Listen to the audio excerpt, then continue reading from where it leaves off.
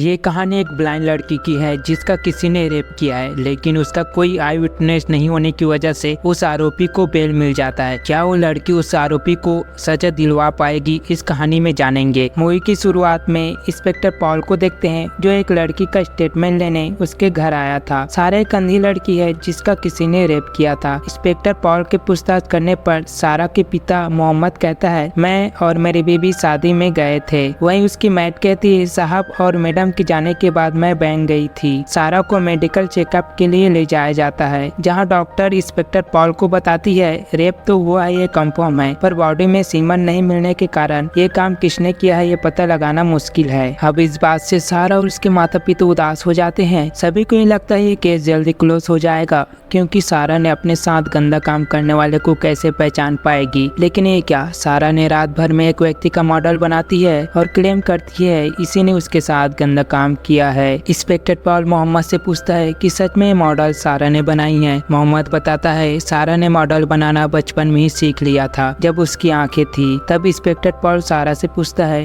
कि तुमने उसे देखा नहीं तो बिना देखे कैसे बनाया। तो सारा बताती है जब वो मेरे साथ गलत कर रहा था तब मैं अपने उंगलियों से उसके चेहरा छू लिया था। मोहम्मद कहता है इस मॉडल की तरह दिखने वाला लड़का एक दिन पहले अपने दोस्त विनोद का पता पूछने आया था। अब इंस्पेक्टर पॉल विनोद से पूछताछ करता है, जहां विनोद बताता है उसके दोस्त का नाम माइकल है। माइकल अपने शादी का इनविटेशन देने आया था और वो आज ही पहली फ्लाइट से जाने वाला है। अब इंस्पेक्टर पॉल माइकल को एयरपोर्ट से ही अरेस्ट कर लेता है। अब पुलिस स्टेशन में फाइनल कंफर्मेशन के लिए माइकल को कुछ लोगों के साथ खड़ा कर देते हैं ताकि सारा इन सब के चेहरे पर हाथ फेर कर माइकल को पहचान सके। अब सारा सभी के चेहरे पर एक एक करके छू रही थी। जैसे ही माइकल के चेहरे पर जैसे ही हाथ फेरती है उसे जोर से तमाचा लगा देती है, क्योंकि सारा ने माइकल को पहचान लिया था। ये केस और केसों से अलग होने के कारण मीडिया भी इसमें इन्वॉल्व हो जाती है। अब एक महिला को देखते हैं जो टीवी में ये न्यूज देखकर अपने बेटों से कहती है ये सब तो होना ही था, हमें छोड़कर गया था ना, तो उसको उसके किए की सजा मिल गई, अभी तो ये और झेलेगा। दरअसल ये महिला मोहम्मद का पहली पत्नी होती है। उनके बेटे होते हैं जिन्हें छोड़कर मोहम्मद सारा के माँ से शादी किया था। अब जेल में माइकल से मिलने उसके मॉम डैड आते हैं। अब यहाँ हमें पता चलता है कि माइकल के मॉम डैड बहुत अमीर हैं। माइकल के डैड माइकल से बहुत गुस्सा करते हैं कि उसने ऐसा क्यों किया, जबकि उसके कुछ दिनों बाद शादी होने वाला है। अब वो लोग लड़की वालों को क्या जवाब देंगे, लेकिन माइकल के चेहरे पर कोई पछतावा नहीं होता है। अब जेल के बाहर माइकल की माँ अपने पति से माइकल को कुछ भी करके जेल से जल्दी निकालने को कहती है। अब इस केस के लिए माइकल के पिता एडवोकेट राजशेखर को बुलाते हैं। माइकल के पिता राजशेखर से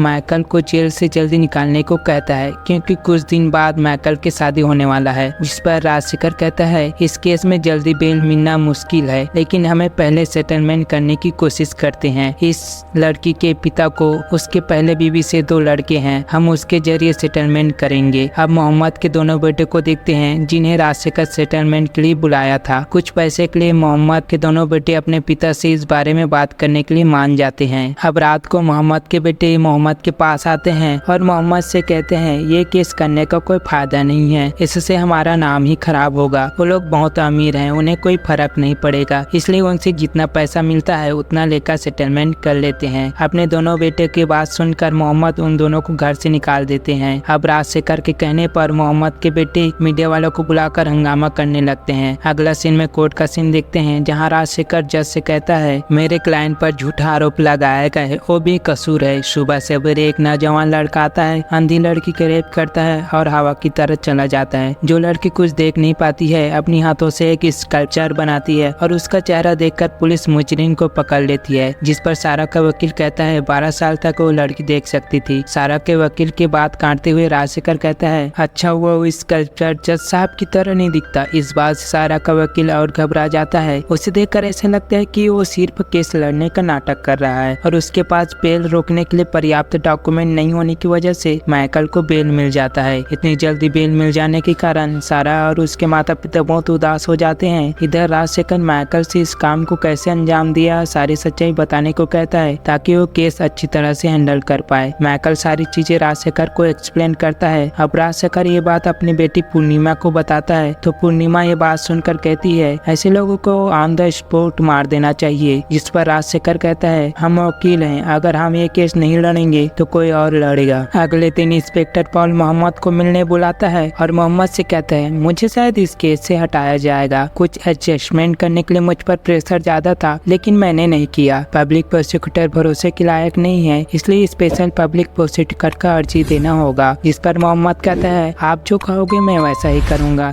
इंस्पेक्टर पॉल कहता है केस लड़ने के लिए बहुत लोग आएंगे, पर मुझसे पूछे बगैर कुछ मत करना। इसके बाद मोहम्मद एक बड़े वकील के पास जाता है, लेकिन वो वकील इस केस को लेने से मना कर देता है। उसका असिस्टेंट मोहम्मद को बताता है कि किसी भी सीनियर वकील के पास जाने का कोई फायदा नहीं है, क्योंकि सारे सीनियर लॉयर को राजशेखर ने इस केस को लड़ने से मना करने को कहा है। अब मोहम्मद के घर एक वकील आता है जो उसका केस लड़ना चाहता है, पर मोहम्मद उसे मना कर देता है। अब आहाना नाम की एक लड़की को देखते हैं जो वकीलों के लिए सबूत व गवाह लाने का काम करती है। इसी सिलसिले में आहाना एक गवाह के पास आई थी। अब इंस्पेक्टर पॉल कहीं जा रहा था, तब उसे आहाना दिखाई देती है। इंस्पेक्टर पॉल आहाना को अपने पास बुलाता है। यहाँ में पता चलता है इंस्पेक्टर पॉल और आहाना एक दूसरे को पहले से ही जानते हैं। इंस्पेक्टर पॉल आहाना से उसके दोस्त एजुकेट विजय मोहन के बारे में पूछता है। आहाना पॉल को विजय मोहन के पास उसके घर ले जाती है। अब आहाना विजय मोहन को सारा के केस के बारे में बताती है और कहते हैं कि हम स्पेशल पब्लिक प्रोसिक्यूटर के लिए आपका नाम सजेस्ट कर रहे हैं। जिस पर विजय मोहन कहता है मैं कई सालों से कोर्ट नहीं गया, कितने सारे एक्सपीरियंस वकील हैं, आप ये केस उन्हें सौंप दीजिए। इंस्पेक्टर पॉल कहता है सामने वाले वकील राजशेखर है,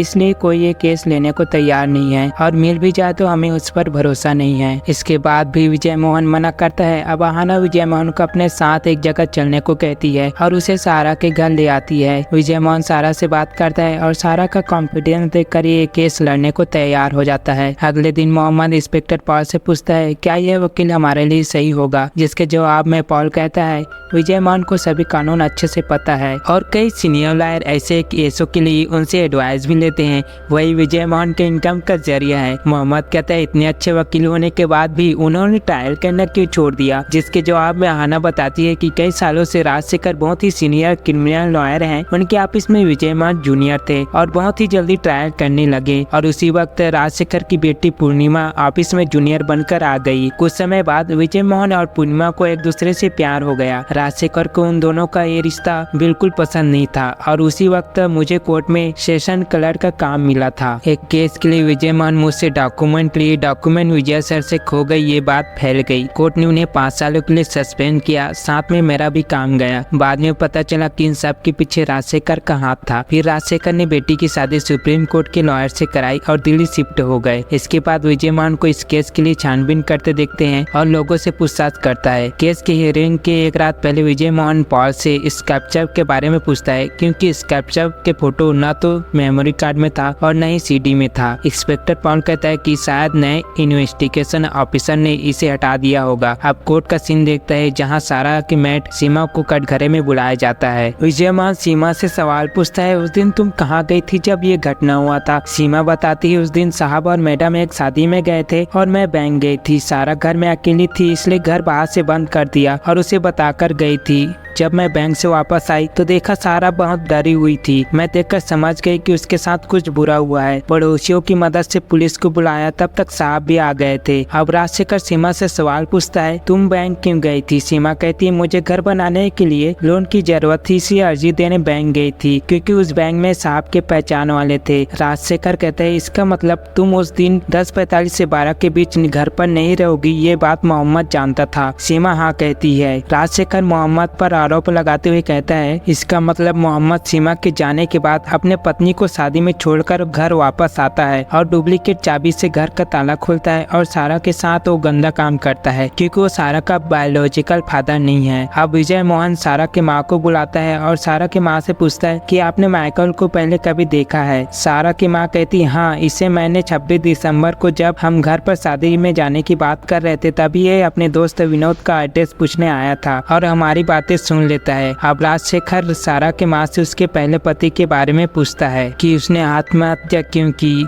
तो सारा की माँ बताती कि उस पर बहुत कर्जा हो गया था इसलिए। राजशेखर कहते हैं कि उसके मरने के बाद तुमने शादीशुदा मोहम्मद, जिसके पहले से 2 बेटे थे, उससे शादी क्यों की। मोहम्मद अमीर था सिर्फ पैसे के लिए, क्योंकि बाकी की बच्ची जिंदगी आसानी से कर सके, है ना। ऐसी बात करके राजशेखर सारा की माँ को कैरेक्टरलेस साबित करता है। ये बात सुनकर सारा की माँ रोने लगती है। अब राजशेखर मोहम्मद से सवाल करते हुए ये गंदा काम उसी ने किया है कहते हुए उसे जलील करता है, जिसकी वजह से मोहम्मद की आंखों में भी आंसू आ जाते हैं। अब विजय मोहन सारा को अगली हेयरिंग के लिए तैयार करते हुए कहता है, अगर तुम्हें सवाल पूछा जाए तो सोच समझ कर जवाब देना, अगर कुछ समझ ना आए तो बोल देना कि सवाल समझ नहीं आया, क्योंकि वो लोग इन सब के लिए तुम्हारे अब्बू को टारगेट कर रहे हैं। उनका कहना है कि तुम्हारे साथ गंदा काम तुम्हारे अब्बू ने किया है और कल तुम्हारे अब्बू से रिलेटेड तुमसे क्वेश्चन पूछेंगे, तो घबराना नहीं। अब कोर्ट में विजय मोहन सारा से पूछता है कि तुम्हारे आंखों की रोशनी जाने की वजह क्या है, तो सारा बताती कि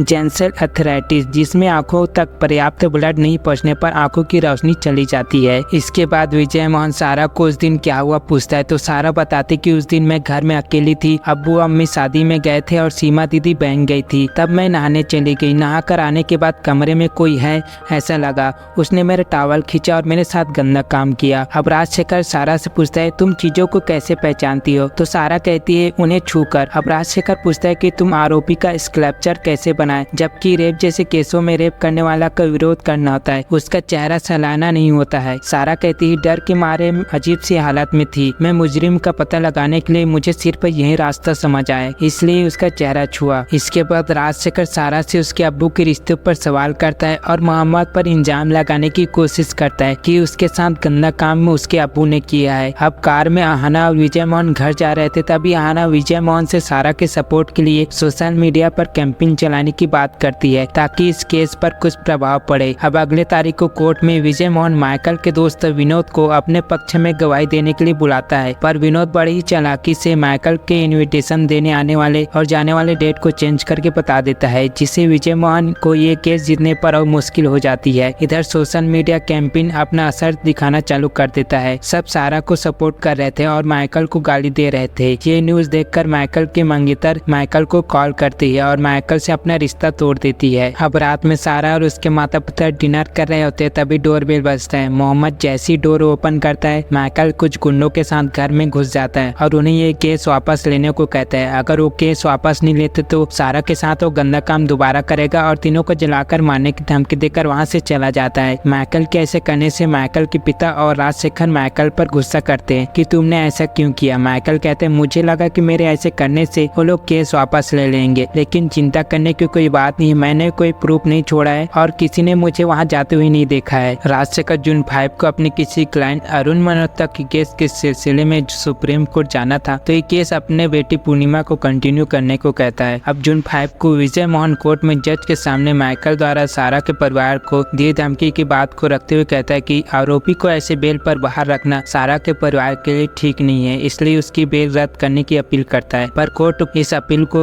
खारिज कर देता है और आगे की कार्रवाई के लिए डॉक्टर को कटघरे में बुलाया जाता है। विजय मोहन डॉक्टर से पूछता है कि आपने ही सारा का एग्जामिन किया था। डॉक्टर हाँ बोलती है। पूर्णिमा डॉक्टर से क्रॉस क्वेश्चन करने आती है, क्वेश्चन करती है कि बिना इजाजत के जबरदस्ती करने वाले डरकोस में इंजुरी होती है। डॉक्टर हमें जवाब देती है। पूर्णिमा फिर सवाल करती है, ना ही ऐसी इंजुरी से ना ही कोई सीमन मिला है इस सर्टिफिकेट में जिससे पता लगे कि रेप हुआ है, क्या ये सही है? जिसके जवाब में डॉक्टर नहीं मिला है बोलती है। अब सीआई पॉल को बुलाया जाता है। विजय मोहन पॉल से पूछता है कि आपको कब पता चला कि मुजरिम इस दिन विक्टिम के घर गया था और मुजरिम को आपने कैसे पहचाना? सीआई पॉल कहता है कि इन्वेस्टिगेशन के दौरान पता चला कि मुजरिम 26/12/22 सोमवार को विक्टिम के घर गया था। इस केस के जो विक्टिम है उसने मुजरिम का चेहरा एक स्कल्पचर के रूप में बनाया था, उसी से हमें मुजरिम का पता चला। चूँकि स्कल्पचर ब्रेकेबल ऑब्जेक्ट होने की वजह से उसके अलग अलग एंगल से फोटो खींचकर मेमोरी कार्ड के साथ मजर में दर्ज करके कोर्ट के सेक्शन के साथ स्टेशन में रखा गया था। उसके बाद मुझे इस केस से हटा दिया गया। अब पूर्णिमा सीआई पॉल से क्रॉस क्वेश्चन करते हुए कहती है कि आप इन्वेस्टिगेशन सही तरीके से नहीं कर रहे थे, इसलिए आपको इस केस से हटाया गया। पॉल कहता है कि नहीं ऐसा नहीं है। तो पूर्णिमा कहती कि यदि ऐसा है तो आप इस कब्जा के फोटो कोर्ट में पेश कर सकते हैं। तो पॉल कहते हैं अभी वो फोटो सीडी में नहीं मिल रहा है, जिस पर पूर्णिमा कहती कि उस फोटो और इस मुजरिम में कोई समानता नहीं है, इसलिए आपने खुद उसे डिलीट किया होगा। पॉल कहता है मैंने डिलीट नहीं किया है, जब मैं केस हैंडओवर किया था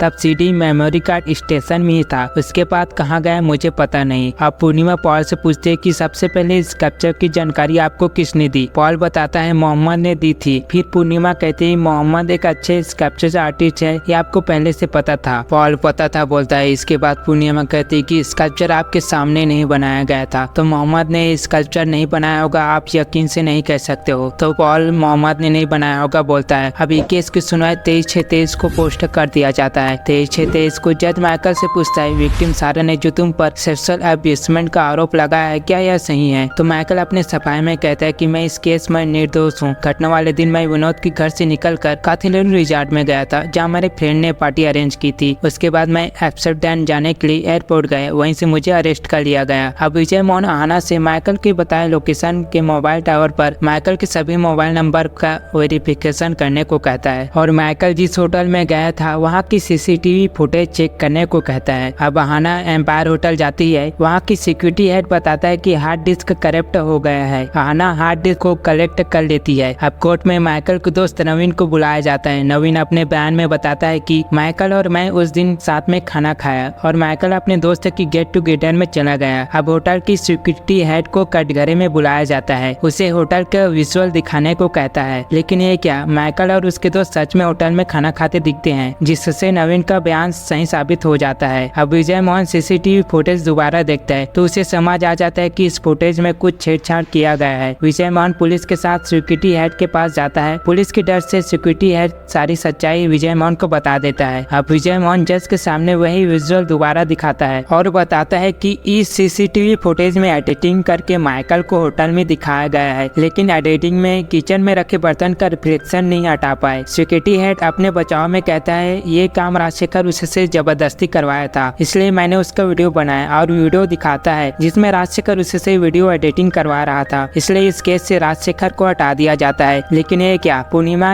ये केस अपने हाथों में ले लेती है और राजशेखर अभी भी अपने बेटी के साथ कोर्ट में आता है। अब कोर्ट में एयरटेल नोडल ऑफिसर को बुलाया जाता है, जिससे पूर्णिमा माइकल के टावर लोकेशन लिस्ट दिखाते हुए पूछती है, ये क्या है आप बता सकते हैं? तो नोडल ऑफिसर बोलता है, ये माइकल के नंबर का त्रिवेंद्रपुरम से काथरूड तक का टावर लोकेशन है। तो पूर्णिमा कहती है कि इसका मतलब माइकल सच में काथरूड गया था साबित कर देती है। तभी विजय मोहन माइकल के ड्राइवर को बुलाता है। विजय मोहन ड्राइवर से सवाल पूछता है कि घटना वाले दिन तुम कहाँ थे, जिस पर ड्राइवर बताता है कि मैं अपने घर पर था। तो विजय मोहन कहता है, अगर तुम घर पे थे तो तुम्हारे मोबाइल नंबर और माइकल के मोबाइल की लोकेशन एक जगह कैसे बता रहा है? अब ड्राइवर अपने ही बातों में फंस जाता है। अब पूर्णिमा सवाल करने आती है और बड़े चढ़ाके से ये साबित कर देती है कि माइकल के ड्राइवर को भूलने की बीमारी है और वो घटना वाले दिन अपना मोबाइल कार में ही भूल गया था। विजय मोहन जज से 1 हफ्ते का टाइम मांगता है ताकि वो साबित कर सके कि घटना वाले दिन कार को माइकल के ड्राइवर ही चला रहा था, पर जज उसे टाइम नहीं देता। ये साबित करने के लिए विजय मोहन सीसीटीवी फुटेज देखता है, तभी उसे एक सबूत मिलता है और वो आहना को उस सबूत को लाने को कहता है। अब कोर्ट में पूर्णिमा माइकल के दोस्तों को कटघरे में बुलाती है और उन सब से सवाल पूछती है, घटना वाले दिन क्या माइकल तुम्हारे साथ पार्टी में था? सभी हाँ माइकल हमारे साथ ही था बोलते हैं। विजय मोहन जज से रिक्वेस्ट करता है कि वो माइकल के दोस्तों से एक एक करके अकेले में सवाल पूछेगा ताकि वो लोग एक दूसरे के जवाब न सुन सके। अब विजय मोहन सभी से सवाल करता है कि माइकल उस दिन कौन सी कार में आया था, उसका कलर क्या था, माइकल ने कौन सी कलर के कपड़े पहने थे, जिसका सभी ने अलग अलग जवाब देते हैं, जिससे ये साबित हो जाता है कि माइकल उस दिन पार्टी में नहीं आया था। तभी वहाँ आहना आ जाती है और विजय मोहन को एक पेन ड्राइव देती है। विजय मोहन उस पेन ड्राइव को जज के सामने पेश करते हुए बताता है, ये दुबई की विजय कुमार की गाड़ी का विजुअल है, जिसे उन्होंने अपने गाँव में इस्तेमाल करने के लिए लिया था। ये उसी का वो डैश कैम का फुटेज है जिसमें माइकल की गाड़ी को उस दिन माइकल के ड्राइवर रॉबिन ही चला रहा था। यह साफ साफ देखा जा सकता है। और जज को एक पुराने केस के पेपर देते हुए विजय मोहन कहता है, ये सिमिलर केस है जिसमें आरोपी के खिलाफ कुछ ज्यादा सबूत नहीं मिलने की वजह से उसे सजा नहीं मिला और वो आरोपी और कोई नहीं माइकल ही था। सभी ये सुनकर हैरान हो जाते हैं। जज फाइनल हियरिंग का डेट दे देता है। फाइनल हियरिंग वाले दिन विजय मोहन जज के सामने इस घटना का पूरी स्टोरी बताते हुए कहता है, एक नौजवान लड़का अपने शादी का इन्विटेशन देने के लिए दोस्त का पता पूछते घर में जा पहुंचता है, जहां वो एक ब्लाइंड लड़की को देखता है और उसे पाने का सोचता है, इसलिए वो अपने दोस्त के घर में रुक जाता है और रात में अपने कंपनी के ड्राइवर को कॉल कर दूसरी गाड़ी लाने को कहता है। अगली सुबह उसके दोस्त चर्च से निकल जाते हैं, तब वो ड्राइवर को अपनी गाड़ी देकर काथरूड जाने को कहता है और खुद दूसरी गाड़ी में बैठकर अंधी लड़की के माता पिता और कामवाली के जाने का इंतजार करता है। जब सब चले जाते हैं तो घर के पीछे रास्ते से होकर टेरेस में चढ़कर घर में दाखिल होता है और उस लड़की के कमरे में जा पहुंचता है। जैसे वो अंधी लड़की बाथरूम से नहाकर निकलती है, वो लड़का उस पर हमला करता है और उसे जान से मार देने की धमकी देकर उसका रेप करता है। ये सब उसके साथ कौन कर रहा है ये जानने के लिए किसी भी चीज को छूकर याद रखने वाली वो लड़की अपनी कला का इस्तेमाल कर उस आरोपी का स्कल्पचर बनाती है, जिसकी मदद से वो आरोपी पकड़ा जाता है। विजय मोहन सारा एक स्कल्पचर आर्टिस्ट है, इस बात पर जोर देता है। तभी पूर्णिमा कहती है, सारा ने स्कल्पचर बनाया है, इसका क्या प्रूफ है? वो सच में स्कल्पचर आर्टिस्ट है ये भी कोई नहीं जानता। विजय मोहन कहते हैं अगर आपको इतना ही शक है तो सारा यहाँ मौजूद किसी भी का स्कल्पचर बना देगी बोलता है। पूर्णिमा इस बात पर राजी हो जाती है लेकिन किसी के चेहरा छूने का टाइम 5 मिनट होगा बोलती है। विजय मोहन यही तो चाहता था। इस काम के लिए पूर्णिमा अपने पिता राजशेखर को चुनती है। राजशेखर सारा को एग्जामिन करते टाइम डिस्टर्ब करने लगता है और ठीक से एग्जामिन करने नहीं देता और सारा को उसके पिता के बारे में भला बुरा बोलता है। ये सुनकर सारा के आंखों में आंसू आ जाता है। अब सारा का बनाया स्कल्पचर कोर्ट में लाया जाता है। जज राजशेखर को स्कल्पचर के बगल में खड़े होना कहता है। फिर स्कल्पचर को सभी को दिखाया जाता है। ये स्कल्पचर सच में राजशेखर की तरह दिखता है। इससे साबित हो जाता है कि माइकल ने ही सारा का रेप किया था। जज माइकल को सजा सुनाता है। सारा विजय मोहन के चेहरे को अपने हाथों से छूती है। वो जानना चाहती थी कि उसे इंसाफ दिलाने वाला कैसा दिखता है और मूवी यहीं पर समाप्त हो जाती है। कहानी अच्छी लगी हो तो लाइक करें। ऐसी वीडियो के लिए हमारे चैनल को सब्सक्राइब करें।